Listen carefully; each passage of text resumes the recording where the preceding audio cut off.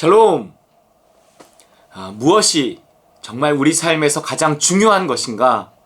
우리가 하나님과의 관계, 그 신앙을 위해서는 우리의 가족마저도, 사실은 우리의 자녀들을 우리의 목숨보다도 더 소중하게 생각할 수 있는데, 그 자녀들마저도 이 신앙 앞에서는 내려놓을 수 있어야 하는 것이 하나님의 뜻이고, 그렇게 됐을 때 그것이 가장 우리의 자녀들을 위할 수 있는 길이다. 그렇다면 우리의 목숨이라는 것은 우리의 신앙을 위해서 당연히 내려놔야 될 어떤 것이다 라는 거예요.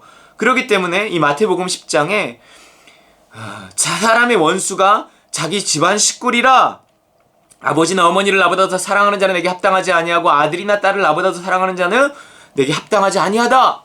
이 말씀 다음에 뭐가 나오겠어요? 이제 목숨 얘기 나오지 않겠습니까? 자기 목숨을 얻는 자는 잃을 것이요 나를 위하여 자기 목숨을 잃는 자는 얻으리라. 여러분, 우리의 목숨조차도 우리의 신앙보다 중요하지 않다는 거예요. 왜냐하면 그 목숨이라는 것은 이 땅의 목숨이기 때문에 그렇습니다. 조금만 계산해봐도 알잖아요. 이 영원하지 않은 거란 말이에요, 육체의 목숨은. 그러나 영원한 목숨을 위해서, 이 영원한 목숨을 위해서 이 유한한 목숨을 포기한다는 것은 어리석은 일이 아니라는 거예요. 오히려 당연한 일일 수 있다는 거예요. 그 영원한 하나님과의 관계를 위해서, 그분의 명령에 순종하기 위해서 내 목숨을 내려놓는다면 그것은 아주 지혜로운 일이고 잘한 일이고 계산도 잘한 일이고 확실한 일인 것입니다. 사도행전 20장 24절 말씀, 내가 달려갈 길과 주 예수께 받은 사명 곧 하나님의 은혜의 복음을 증언하는 일을 마치려 하면은 나의 생명조차 조금도 귀한 것으로 여기지 아니하노라. 여러분, 우리는요, 목숨이 위협받으면 모든 것을 다 내놓을 수 있어요. 목에 칼이 들어오면 우리가 뭘 안 내놓겠습니까? 목숨보다 중요한 게 어디 있다고. 그러나 이 목숨보다도, 이 육신의 목숨보다도 중요한 것이 있는데, 그것은 영원한 목숨이며 영생이며 그 영생을 가져다주는 신앙이며 하나님과의 관계입니다.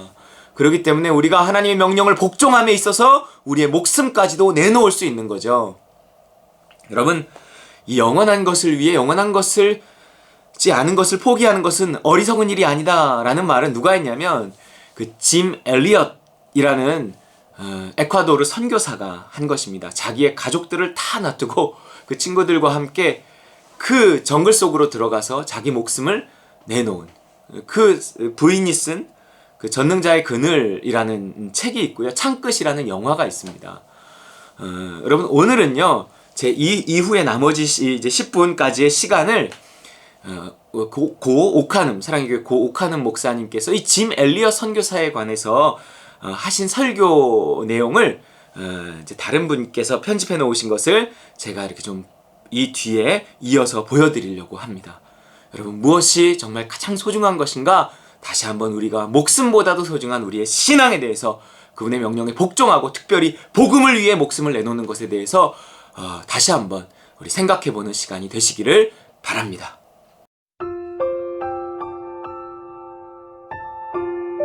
저는 이번 여름에 좀 쉬면서 짐 엘리엇이라고 하는, 여러분 아시겠지만은 위대한 선교사 부인이 쓴 전능자의 그늘이라고 하는 책을 참 감동 깊게 읽었습니다.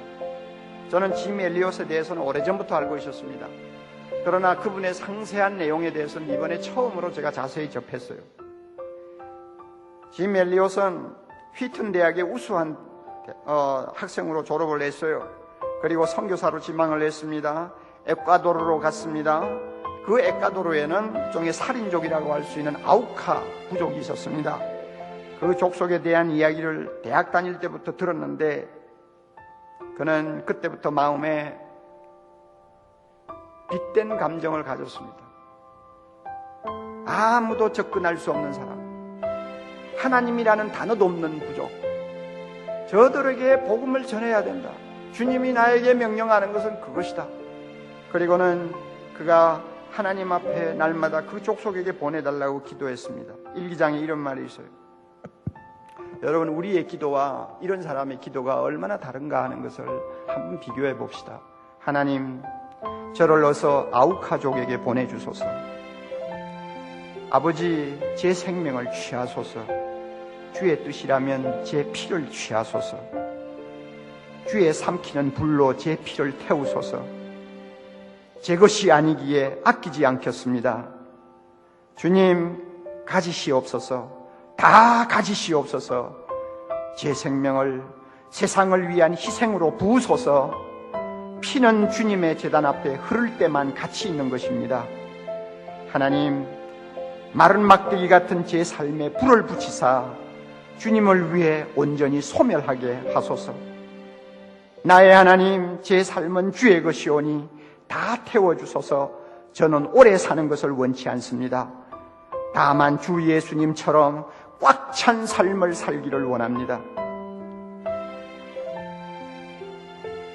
저의 기도와 그 사람의 기도는 너무나 거리가 멀어요. 드디어 그는 친구 4명과 함께 조그만한 경비행기로 아우카족이 살고 있는 곳을 정찰한 다음 그 아우카족이 살고 있는 정글 옆에 모래톱이 있는 것을 발견했습니다. 강이 흘러가는데 강가에 모래톱이 있었어요. 저기다가 비행기를 강제 착륙시키면 되겠다 하는 생각을 했습니다. 그래서 만반의 준비를 하고 자기 부인에게 이제 작별 인사를 했습니다. 부인이 그런 말을 썼어요. 남편이 문을 열고 나갈 때 직감적으로 저 남편 다시 돌아오지 못하겠구나 하는 생각을 했대요. 2살짜리 딸이 있어요. 배 안에는 아기가 있어요.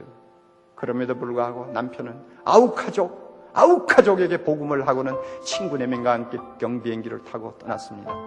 그리고는 그 모래톱의 비행기를 강제 착륙시켰어요. 시키고 나서 자기들끼리 이런 말을 하는 걸 제가 읽었습니다. 자, 이제 비행기 뜨기는 틀렸네. 하루, 이틀, 3일, 나흘 기다리는. 그러다가 어느 날 아침 아우카족들이 나타나서 4명을 완전히 죽여버렸어요.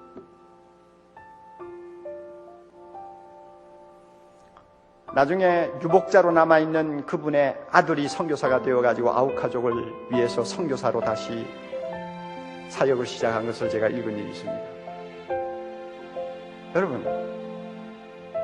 여러분은 지금 자기와 비교하는 대상이 누구예요? 사랑의 교회 옥목사입니까?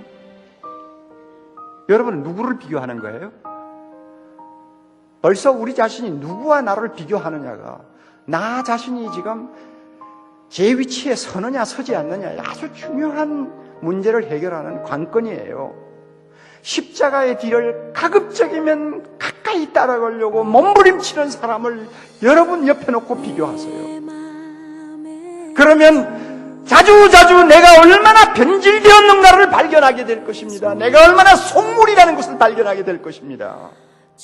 그럴 때마다 정신 차리고 회개하고 주님의 십자가를 바라보고 두 손 들고 다시 방향을 바꾸어 주님 앞으로 달려가야 됩니다.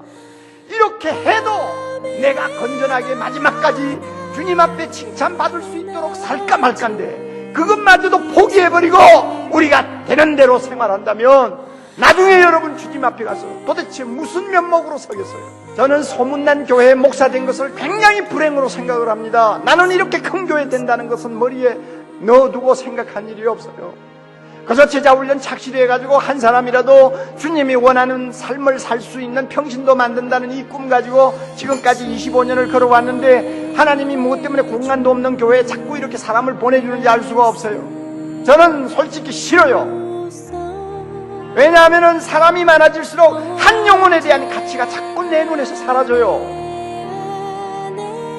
그리고 쓸데없는 칭찬 많이 들어요. 나는 이런 거 싫어요. 주님이 분명히 말씀하셨어요. 세상에서 상 받은 사람은 하나님 나라 오면 상 없다고 그랬어요. 짐 엘리옥 같은 사람 29살에 세상 떠났어요. 아니요, 28살에 세상 떠났어요. 28살에 아쿠아족 하나 구원하려다가 세상 떠난 이 사람이 주님 앞에 가서 받는 상하고 내가 받는 상하고 여러분 비교가 되겠어요? 나는 세상에서 너무 많은 걸 받았어요. 이렇게 많이 받아가지고 나중에 주님 앞에 가면 벌거숭이가 될 확률이 굉장히 많아요. 우리 모두가 나중에 주님 앞에 가서 어떤 사람으로 서느냐가 중요한 것이지 세상에서 사람들이 무엇이라고 하느냐가 중요한 거 아니에요. 여러분 이거 믿습니까? 그렇다면 십자가의 영성을 회복합시다. 십자가의 영성을 회복합시다. 이것이 교회 갱신의 지름길입니다.